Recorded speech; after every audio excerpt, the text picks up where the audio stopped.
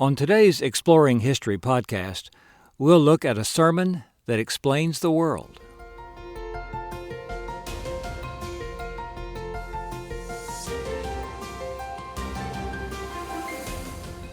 Welcome to Exploring History with Ray Notgrass, a production of Notgrass History.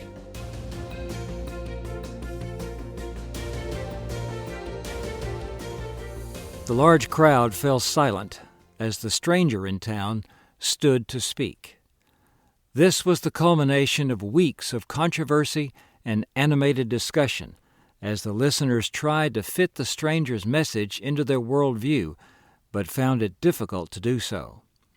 Now the stranger stood before the group of men who would decide whether they would give serious consideration to his message or whether it was just another one of those wild ideas that passed through the city from time to time. When the Apostle Paul spoke before the Areopagus in Athens, Greece, as recorded in Acts chapter 17, he explained the new message that he had been presenting in the city.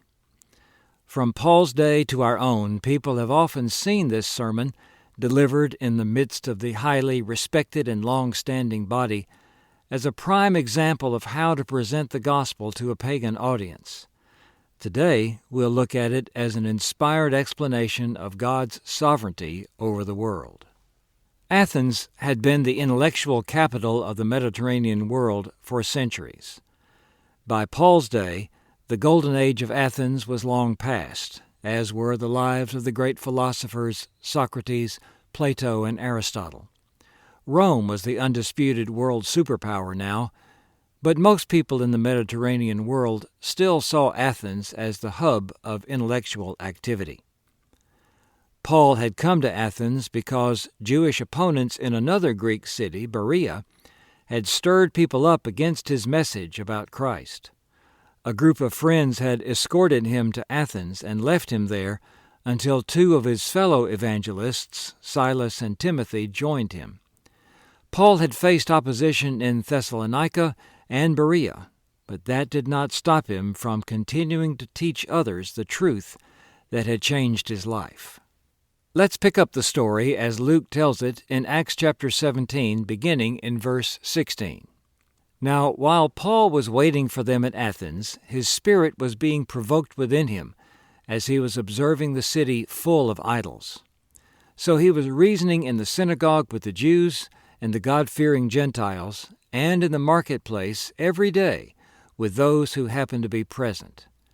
And also some of the Epicurean and Stoic philosophers were conversing with him. Some were saying, "What would this idle babbler wish to say?" Others, "He seems to be a proclaimer of strange deities because he was preaching Jesus and the resurrection." And they took him and brought him to the Areopagus, saying, "May we know what this new teaching is which you are proclaiming? For you are bringing some strange things to our ears, so we want to know what these things mean." Now, all the Athenians and the strangers visiting there used to spend their time in nothing other than telling or hearing something new. The scenes that Paul beheld as he walked through Athens stirred his spirit within him as he considered the many idols in the city.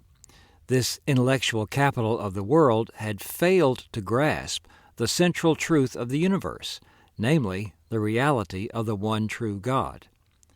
The Athenians were, for the most part, pagans who believed in many gods and who were groping for the spiritual truth that lay behind the world they knew. Paul wanted them to know the truth that God had shown to him, the truth that sets people free. The Areopagus was a geographic feature of the city. The word means hill of Ares. Ares was the Greek god of war, the equivalent of the Roman god Mars. The Romans knew the site as Mars Hill, which is the way that the King James Version of the Bible renders it. The Council of the Areopagus was a body of men who passed judgment on the ideas that people discussed in Athens. The council decided whether any new teaching was intellectually healthy and should be permitted. They were a kind of censoring group for the thought world of the city. The council had originally met on Mars Hill, but in Paul's day, except in a few rare instances, it met in the royal porch in the agora or marketplace in Athens. Even though it had come to meet in a different location, the council kept its original name. Athenians had been surprised at Paul's teaching in the Jewish synagogue and in the marketplace in Athens because he had been expressing some new ideas, namely, that Jesus was the Son of God and that Jesus had come back to life after being dead. These ideas were so unusual to Athenians that some thought Paul was preaching about two new gods, Jesus and resurrection. Both concepts were strange to the Greeks. The idea that the one true God could come to earth in the form of a man was completely foreign to the Greek worldview. In their minds, many gods existed, and although their gods sometimes took human form, the idea of incarnation, God truly and fully becoming man, was alien to their thinking. Resurrection to the Greek mind was also impossible. The Greek philosopher Aeschylus had written, "Once a man is dead and the ground drinks up his blood, there is no resurrection." Some Epicurean philosophers and some Stoic philosophers had heard what Paul had been teaching, and they couldn't figure him out either. The Epicurean and Stoic philosophies were two of the leading schools of philosophy in Athens at that time. Zeno of Cyprus, who lived from 335 to 263 BC, taught in the Stoa Poikile, painted hall, in Athens, and thus his philosophy became known as Stoicism. To Zeno, reason was the God who guided the universe. To live in accordance with reason meant living a reasoned, rational life. The goal of mankind, Zeno said, should be to live a resigned, passive life, putting aside all impulses and emotions. Another philosopher, Epicurus, who lived from 341 to 270 BC, had taught that the highest good mankind could pursue was to avoid pain and suffering.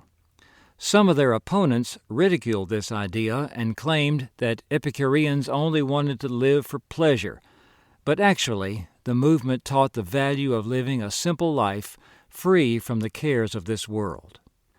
Both of these philosophies, and the many philosophies and religions that men have devised before and since, have been human attempts to determine what we are to make of this world in which we live and how we are to live in it.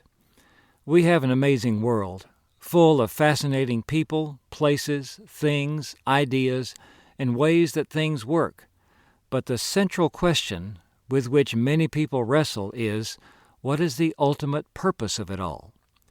The Epicureans, Stoics, and many others have attempted to give an answer to that question. Paul appeared to be offering one more idea about the ultimate purpose of our world, and his idea was one that many Greeks simply could not fathom. What he taught was so different from the typical philosophies and beliefs of that day that people had a hard time understanding what he was saying. As is so often the case when people don't understand or don't want to understand a new message, those who heard Paul attacked the messenger. To the Epicureans and the Stoics, Paul was a babbler, someone who picked up stray ideas like beggars picked up rags and tried to stitch them into a philosophy that simply did not make sense to them. Paul's message was not about using a little more reason or pursuing a little more pleasure, as the philosophers suggested.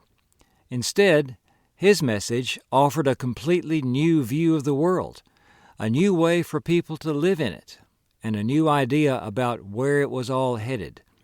As a result, skeptics in the city took him before the council of the Areopagus to try to determine the exact nature of his strange new teaching.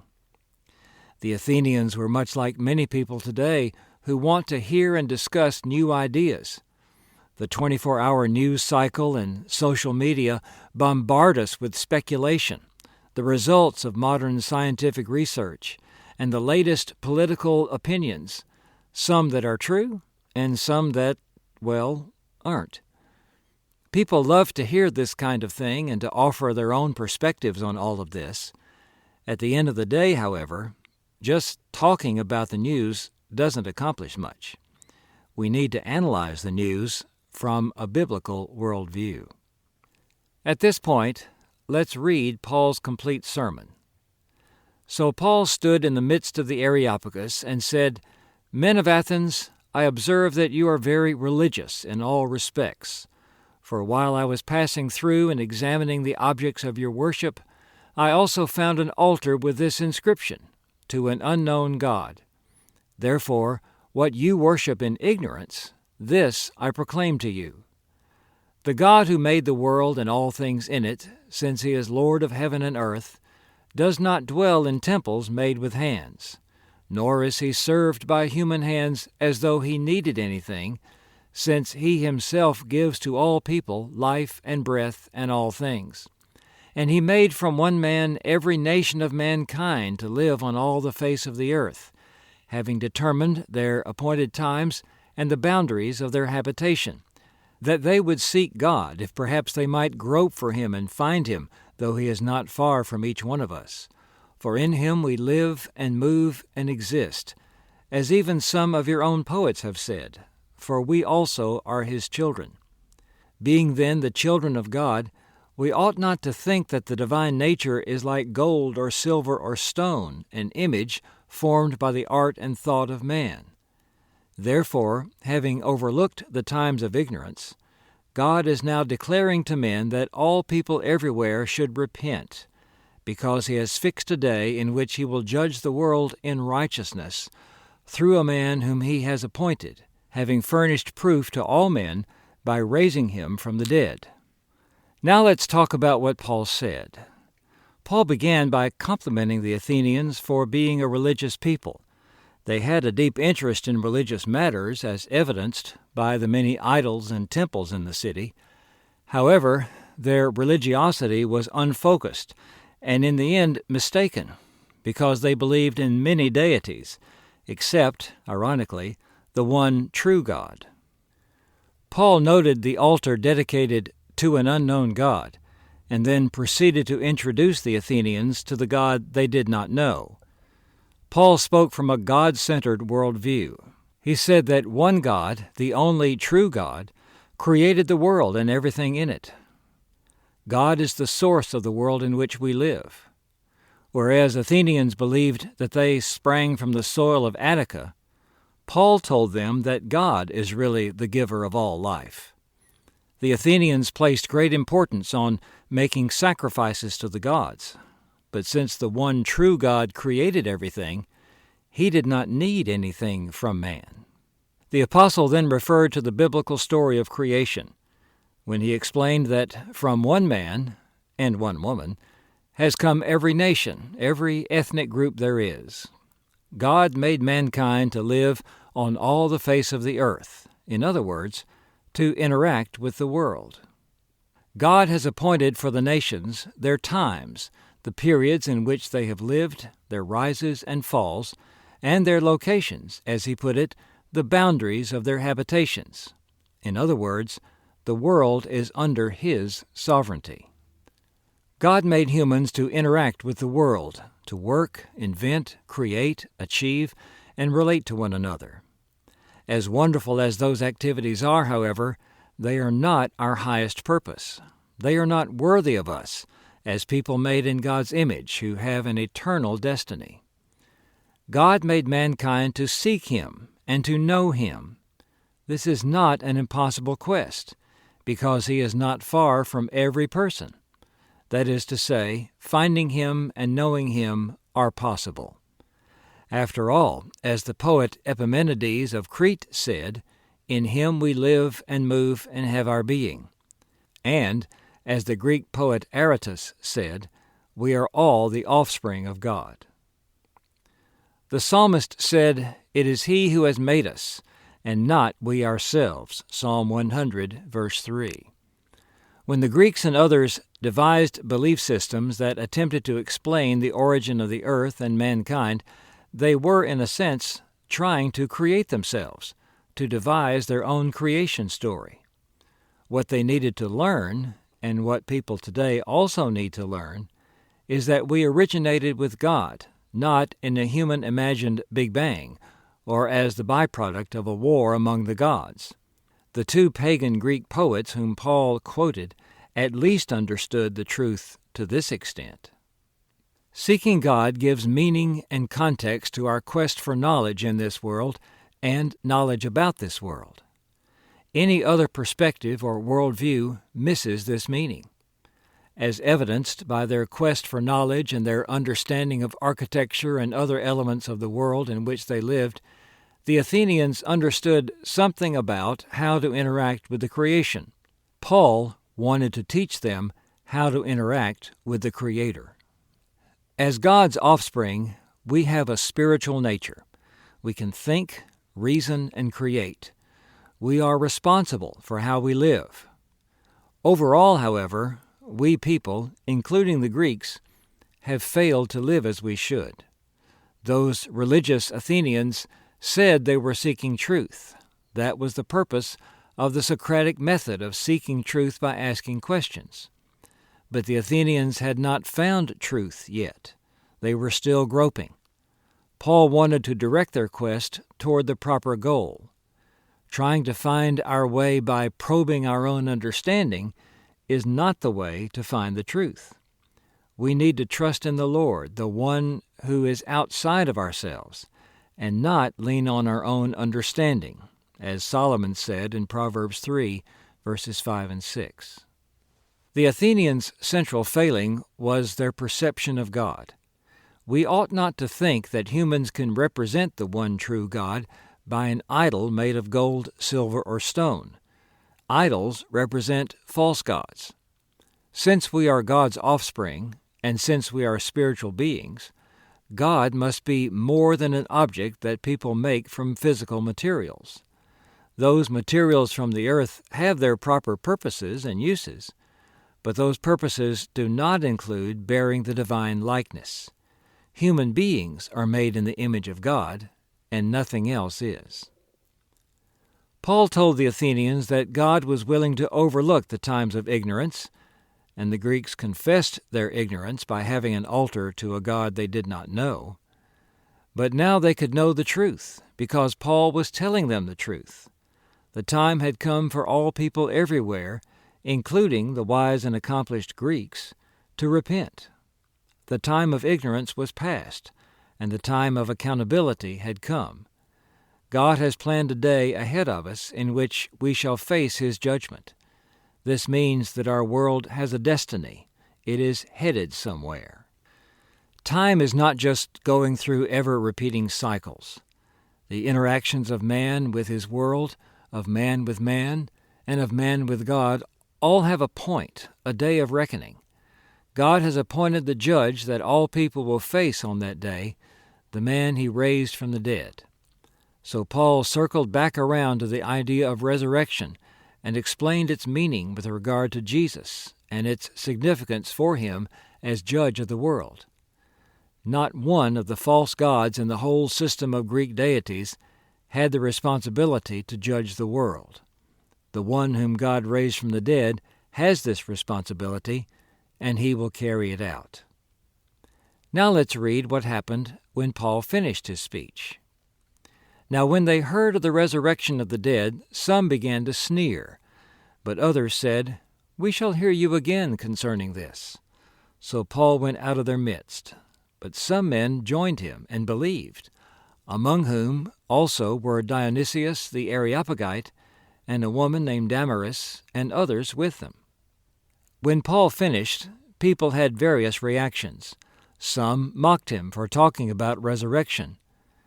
They knew that Paul was Jewish, and the typical Athenians would have seen Paul's message as simply Jewish foolishness, and something that didn't fit at all into any Greek philosophy, as Paul says elsewhere in 1 Corinthians.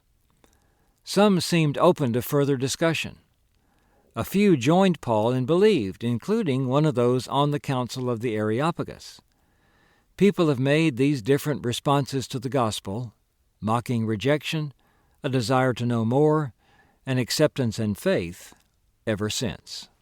Paul delivered his message in the marketplace of a great city, surrounded by the works of man, in the midst of an accomplished culture, and in response to religions and philosophies that people had created. Athens contained a multitude of ethnic groups: Greeks, Jews, God-fearing Gentiles, and many others.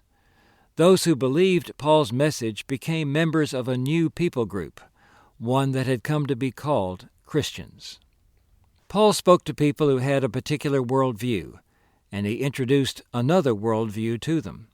That new worldview said, and continues to say, that mankind's greatest achievements in this passing world will ultimately be meaningless without a submission to and relationship with the one true eternal God.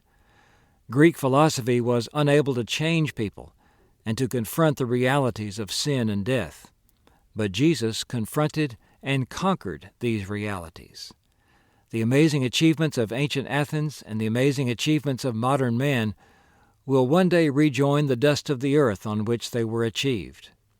As we live in this world, we who believe in Christ anticipate living forever in the heavenly city with the one true Maker of all.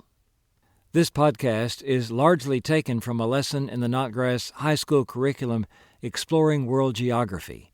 It is one of the lessons that build a Christian worldview in that curriculum. I'm Ray Notgrass. Thanks for exploring history and the message of the gospel with me today.